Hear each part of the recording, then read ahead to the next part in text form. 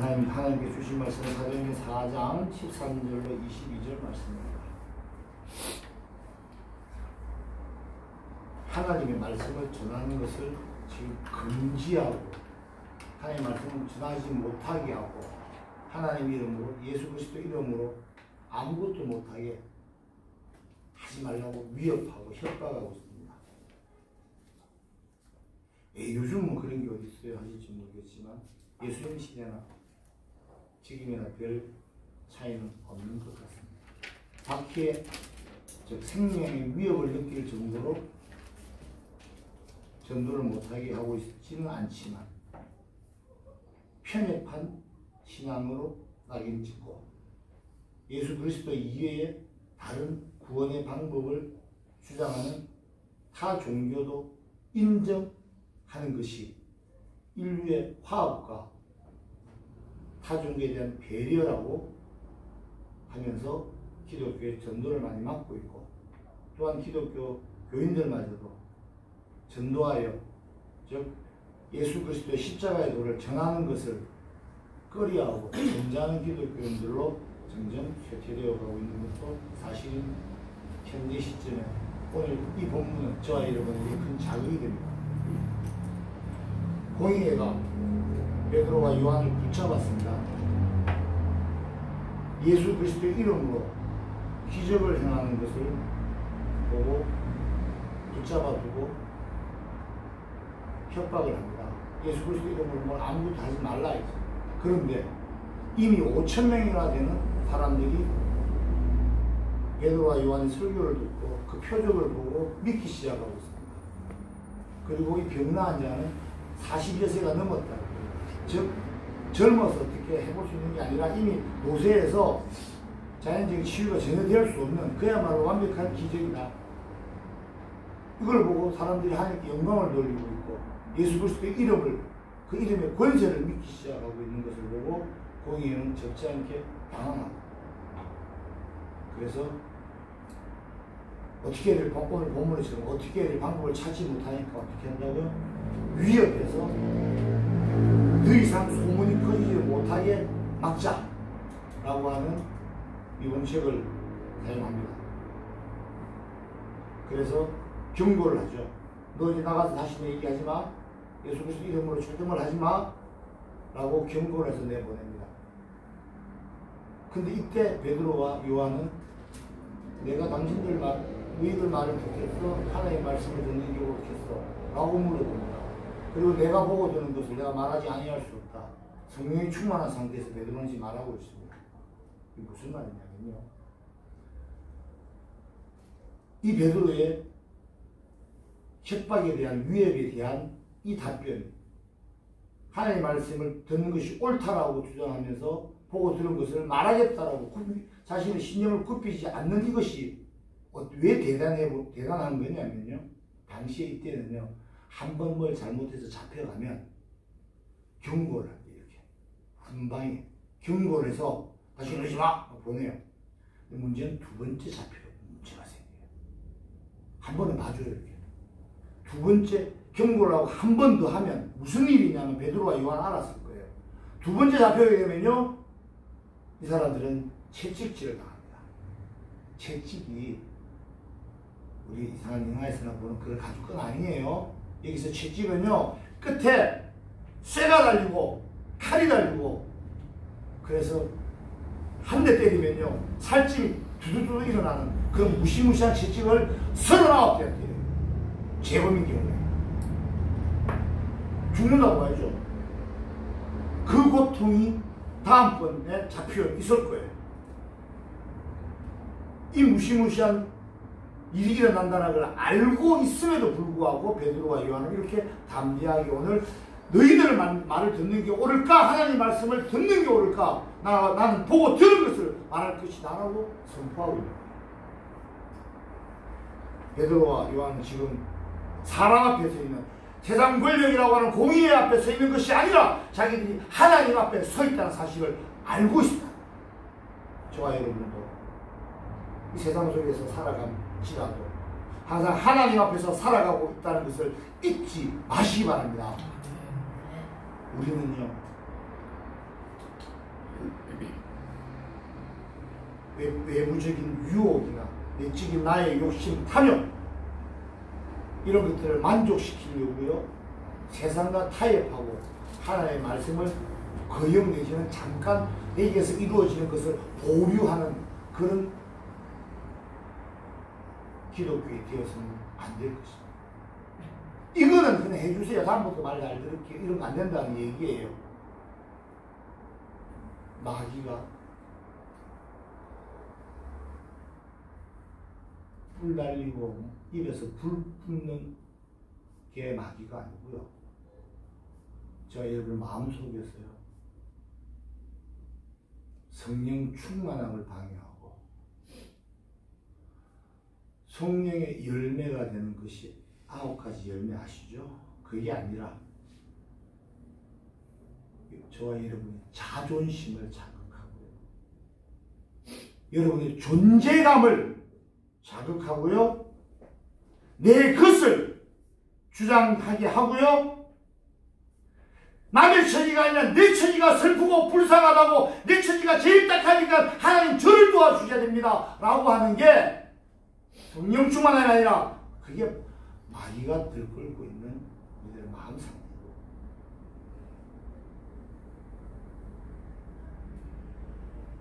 박해가요 마귀가 휘두르는 교회를 향해 사에서 휘두르는 3가지 무기 중에 첫 번째가 이 박해라면 두 번째는요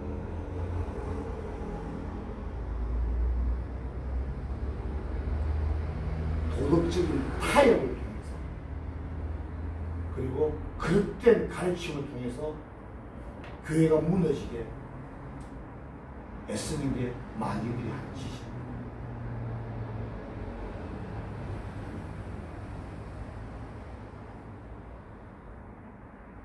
박해가 꼭 오늘 베드로와 요한이 처한 상황처럼 생명에 대한 위협이 있을 정도의 무시무시한 경고나 협박만이 박해가 아니라요. 하나님의 말씀을 듣고 순종하며 살아가는 것보다 그건 조금 있다가 하고요. 지금 내가 원하는 거 내가 원하는 바대로 해 주시면 내가 믿을 것이고요. 예수 믿고 잘 살 줄 알았더니 하는 일이 더 안 되네. 내게 왜 이러세요? 그러면서 뭐가 나와요? 하나님의 나에 대한 뜻과 계획이 아니라 내가 하고 싶은 것들이 자꾸 나오고 내 것을 충족시키는 하나님이어야 된다는 것이 바로 인간이 하나님처럼 데려가는 그 교만이거든요. 한번 물어봅시다. 저와 여러분이 대단한 사람입니까? 대단하세요? 하찮은 사람들이에요. 저 여러분 아무것도 아니에요. 뭐 잘한 게 있습니까? 지금까지 사시면서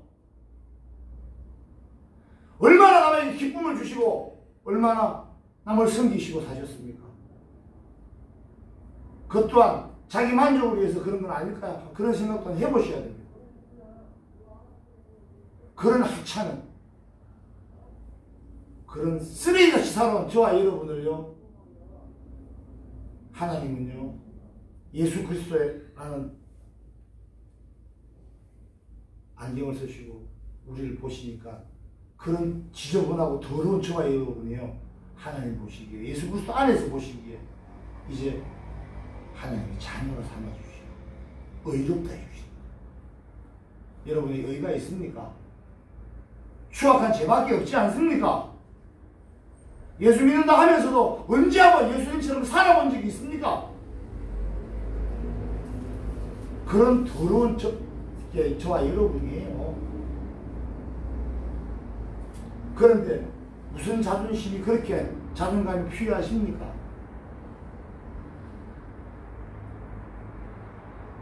그런 냄새나는 쓰레기인 저와 여러분을 위해서 예수님께서는 십자가에서 피 흘려 죽으시고 저와 여러분의 더러움과 냄새 때문에 하나님 곁에 못 가게 됨을 아시고 자신의 생명으로 저와 여러분의 더러움을 제거하시고 저와 여러분은 이제는 하나님 앞에 설 수 있도록 해주셨는데 우리는 그 은혜는 인정하기는커녕 아직도 나는 내 거는 하고 삽니다.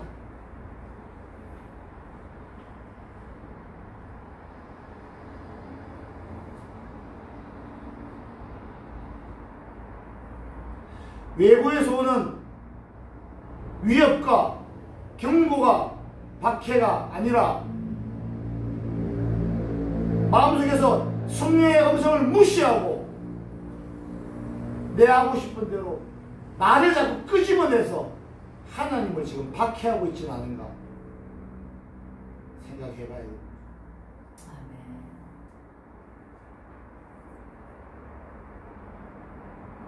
특히 사람을 사랑하라는 하나님의 가르침을 왜곡해서 자신들의 이익으로 끌어가려고 하는 그런 마귀적 조종을 받고 있는 사람과의 타협과 배려도 하나님 하지 말라고 그러십니다. 예수께서 말씀하시죠. 내가 세상에 화평을 준 줄 아냐. 아니다. 불을 던지러 왔다 말씀하십니다. 피하고 보니 정확하신 거죠. 또한 어느 교회 가니까 목사님이 그렇게 말씀이 좋으시더라. 하나님 말씀이 다 좋습니까? 다 나쁩니까? 무슨 말이냐면요. 사람에게 듣기 좋은 얘기를 하나님이 언제 하십니까? 하나님 하신 말씀을 다 지킬 수가 있습니까? 경책하시고 경고하시고 그럴 때 안 듣다가 고난이 왔을 때 그때서야 잘못을 조금 늦추고 주여 주여 하나님 찾을 때 하나님은 또 자비로우시니 용서해 주시고 다시 한번 기회를 주시고 하나님은 이러시는데 그 힘들 때 그 하나님께서 일어나 다시 걸어보자 내가 너 함께하리라 그 말씀만 달콤한 그 순간에만 달콤하니까 그것만 기억하고 즉 좋은 것만 취하려고 합니다. 어느 교회 가니까 목사님이 말씀이 그렇게 좋더라. 정신 나갔죠. 하나님 말씀이지 무슨 목사님 말씀이에요. 그 목사님의 말투가 그렇게 좋더라. 위로가 되더라. 그러면 그 사람의 말을 들으러 다니는 거죠. 하나님 말씀이 어찌 달콤하다니. 하나님 앞에 두려울 할 줄 아는 게 그게 사랑이에요. 다만 마귀도 하나님을 두려워하지만 저와 여러분도 하나님을 두려워하지만 또한 한편으로 사랑할 줄 아는 것 이게 마귀와 여러분의 인간의 차이거든요. 하나님에 대한 경외심, 두려움이 없다는 것 또한 거짓말이에요.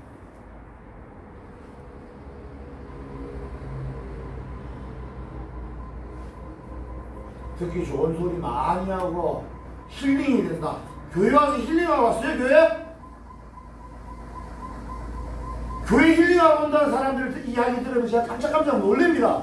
교회는 힐링하러 오는 것이 아니라 찔림을 받으러 오는 것이고 나를 돌아보고 애통해하고 그런 나를 용서해 주시고 구원해 주시는 하나님의 은혜 감동해서 하나님께 찬양 올리는 거예요. 하나님 말씀을 통해서 거듭나겠다고 결단하는 것이지 내 마음에 치유가 있다. 무슨 치유? 하나님을 오해하시기 말기 바랍니다. 하나님이 저와 여러분이 원하는 모습대로 원하는 것만 이루어지는 그런 하나님이면 그 여러분이 만드는 하나님이지 그 진짜 하나님 아니잖아요. 제발 하나님 앞에 사람 앞에서 나는 내 거는 자기 입장 그만 좀 얘기합시다. 적어도 우리 세한교회 성도만큼은 내가 소리 제발 좀 그만하고 삽시다. 내가 아니라 하나님께서 우리 주님께서 나를 위해서 이렇게 하셨다. 복음을 선포하며 사는 저와 여러분 되시고 주의 이름으로 축복합니다.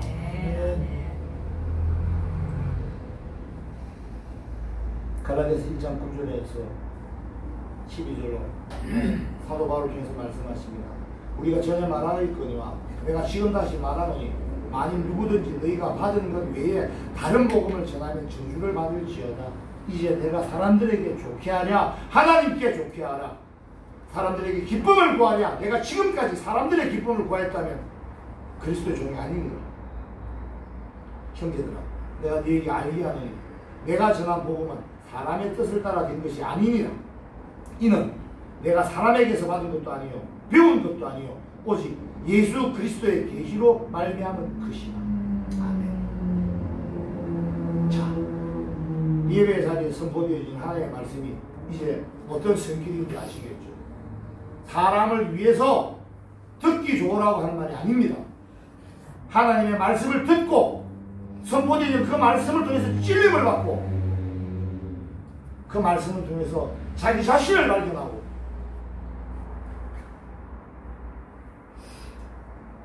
하나님 앞에서 회개할 줄 아는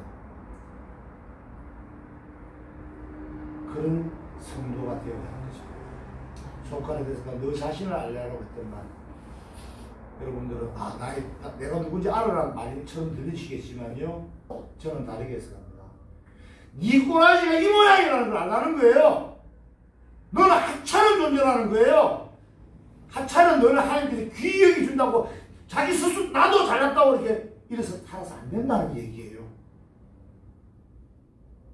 그런 자신의 모습을 모르면서 행복 추구권이 있다. 구원받은 성도이기 때문에 나는 기뻐만 살아야 한다. 이거 도대체 성경 어디에 이런 말이 있나?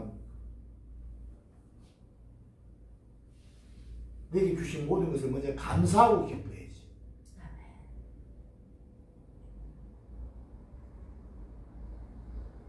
제가 여러분만큼 유혹과 박해의 순간에도 하나님의 말씀을 아전 인수격으로 임의적으로 해석하지 말고 당장의 박해나 혹 기독교에서 말하고 있는 유일신 예수 그리스도가 아니면 우리가 하나님께 갈 때 이렇게 할 자가 없다라고 하는 그야말로 타 종교에서 편협하다고 몰아붙이는 이 기독교 정신을 우리 주 예수 그리스도를 나의 사회적 위상이나 사람들로부터의 호감을 받기 위해서라도 포기하고 타협하지 마시고 오해받고 편입한 사람이라도 지적질을 받더라도 하나님의 말씀에 순종하고 오직 하나님의 말씀에 집중하는 저와 여러분 되시길 주의 이름으로 축복합니다.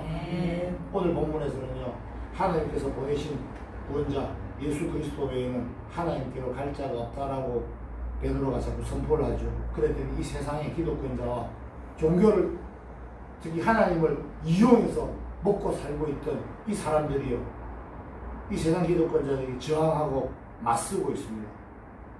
이제 이런 말 하지 말라고 협박하고 있습니다. 그런데 베드로는 변론이 아닌 선포를 하고 있습니다. 뭐라고 선포하느냐? 내가 본 것들, 나사렛 예수는 진정 메시아였고 하나님의 아들이었다. 그리고 그 나사렛 예수 그리스도의 이름으로 기적이 일어나는 걸 보면 그 이름이 갖고 있는 권세, 즉 예수 그리스도가 누군지 너희가 알아야 하는데 그분이 바로 하나님께서 너희에게 보내신 메시아인데 너희가 그를 죽였다.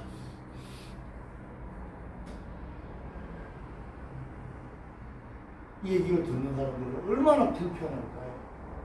제가 여러분들에게 지금 뭐라 하는 것보다 아마 더 불편했을 겁니다.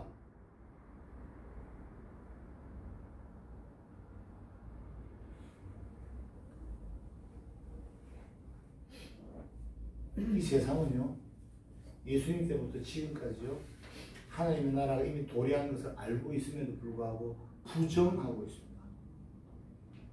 예수님이 다시 오시는 그날까지도 부정하고 저항하고 거부할 것입니다.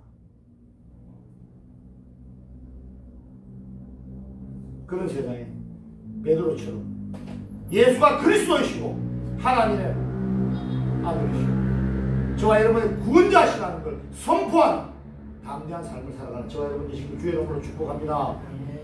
하나님의 아들 인류의 구원자신 예수 그리스도의 이름으로 그 행해지는 기적들, 예수 그리스도 이름이 가지는 권세를 보고도 부정하고 피하고 싶은 마귀적 발상에 타협하지 마시고 여러분의 마음속에 일어나는 온갖 가지 세상적인 것들로부터 저항하시고 거부하셔서 주는 그리스도의 살아계신 하나님의 아들이라는 사실을, 또 저와 여러분의 구원자 된다는 사실을 선포하며 내게서 먼저 선포하시고 주변에도 선포하심으로 하나님의 나라를 확장시켜 나가신 주의 이름으로 축복합니다. 아멘. 베드로가 사도행전 4장 9절로 10절 지난주 본문에서죠. 너희가 죽인 그 예수가 바로 메시아였다.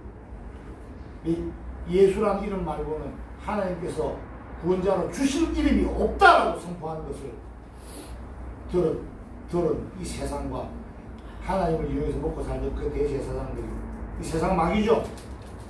이 복음 선포자들이 입을 막으려고 애를 쓰지만 5,000명이나 되는 사람들이 이 선포를 듣고 믿고 심지어 40세가 되면 병고침을 받은 간질병의 기적을 보고 알게 되자 모두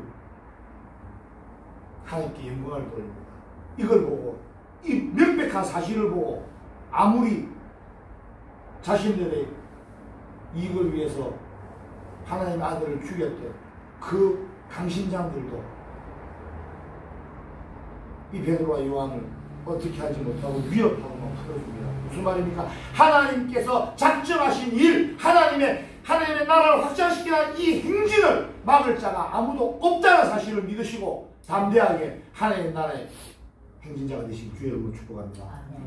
오늘 4장 13절 한번 봅니다. 13절을 보니까 그들이 베드로와 요한이 담대하게 말함을 보고라고 합니다. 담대하다는 말은요, 용기를 뜻해요. 용기는요, 만용과 다릅니다. 만용은 헛된 자기 과신이죠. 그죠? 그거, 저와 여러분이 갖고 있는 용기가 다 대부분 그거예요. 다 자기 잘난 맛에 살죠. 웃겨 죽어요. 어디가 그리 잘났습니까? 그렇게 위안이라도 하고 산다고요? 왜 그런 쓸데없는 짓을 하고 살아요? 그보다 지금까지 나를 있게 하신 하나님께 영광 올려드리며 살면 더 좋을 텐데 다 자기 잘났다고 목 빳빳하게 들고 삽니다.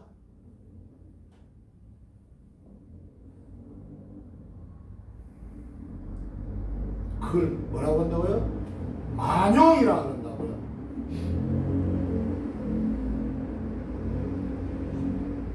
헛된 자기 과신이라보다는요, 그 시간에요, 진짜 자기 자신의 더럽고 추한 모습을 빨리 바라보세요. 죄가 없는데 죄사함의 은혜가 뭐가 필요합니까?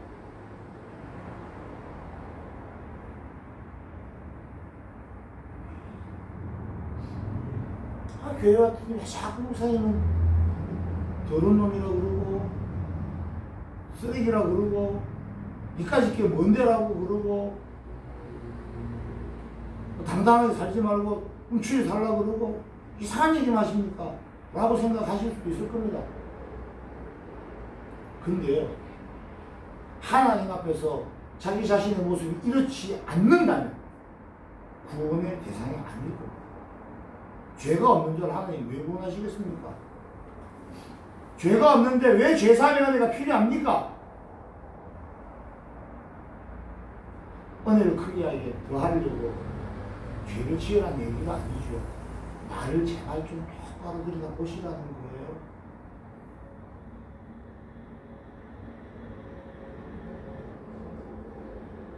진정한 용기는요, 만용과 다른 용기는요, 오늘 베드로와 요한이 보여줬던 이 담대하게 선포하는 이 담대함이라는 것은요, 어떤 사람이든 어떤 상황이든지 대할지라도 거리낌이 없고 부끄러움이 없는 도덕적인 심성을 말해요. 이런 용기가 베드로한테서 일어났다는 것도 제법 기적이에요. 베드로가 누굽니까? 하룻밤에 예수님을 3번이나 부인하고 도망갔던 사람입니다. 예수님이 십자가에 달릴 때 벌벌 떨면서 도망갔던 자예요, 이 자가. 그 베드로가 어떻게 이런 담대함, 즉 이런 도덕적인 그의 심성, 거리낌 없는 심성, 이런 용기를 가지게 되었겠습니까? 베드로의 용기일까요? 베드로 안에 있었던 것은요, 지금 저와 여러분 안에 있던 것과 똑같기 때문에요. 그건 용기가 아니에요.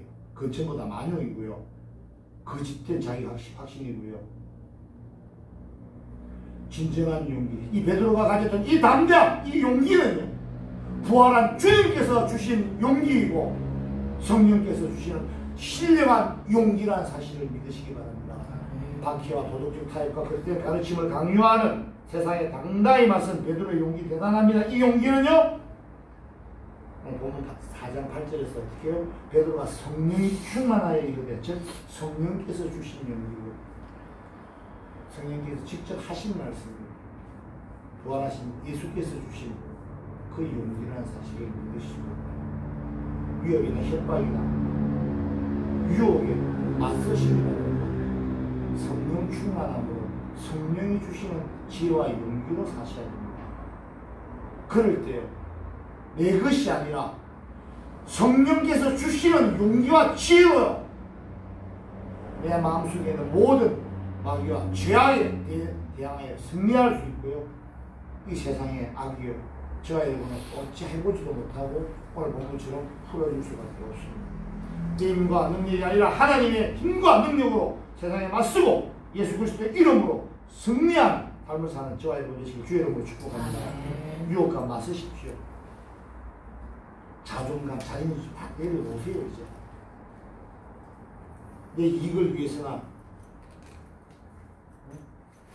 내 자존심 때문에 위협을 회피하기 위해서 좀 살아보려고 살려고 어쩔 수 없었다라는 핑계 그만둡시다. 거짓말도 좀 그만하고 정직히 하나님의 의 앞에서 언제까지 영적으로 죽을 겁니까?